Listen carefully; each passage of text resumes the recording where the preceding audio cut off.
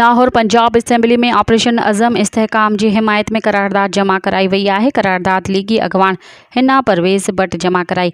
करारदाद के मतन में चयो वियो है त ही ऐवान वज़ीर आज़म शहबाज शरीफ तरफां ऑपरेशन अज़म इस्तेहकाम की मंजूरी के खुशी जोगो करार ॾेई छॾियो है। ऑपरेशन अज़म इस्तेहकाम के मुकम्मल तावन जो यकीन ॾियारियो वञे थो। मतन के मूजिब इहो ऐवान ऑपरेशन अज़म इस्तेहकाम की कामयाबी लाइ दुआगो है। ऐवान पाक फ़ौज पुलिस और सिक्योरिटी इदारन के भी मुकम्मल तावन जो यकीन ॾियारे थो। दहशतगर्दी के ख़ात्मे लाइ वफ़ाक़ी ऐं सूबाई हुकूमतुनि खे गॾिजी हिकु नुकाती एजेंडा ते मुतफ़िक़ थियणु घुरिजे। करारदादुनि जे मतन में वधीक चयो वियो आहे त दहशतगर्दी के नासूर के जड़ खां ख़त्म करण जे लाइ पाक फ़ौज ऐं सिक्योरिटी इदारनि सां गॾु बीठल आहियूं। नेशनल एक्शन प्लान के समूरनि नुक़्तनि ते हक़ीक़ी माना में अमल यकीनी बणायो वञे। पुरअमन पाकिस्तान खुशहाल पाकिस्तान जो ज़ामिन आहे।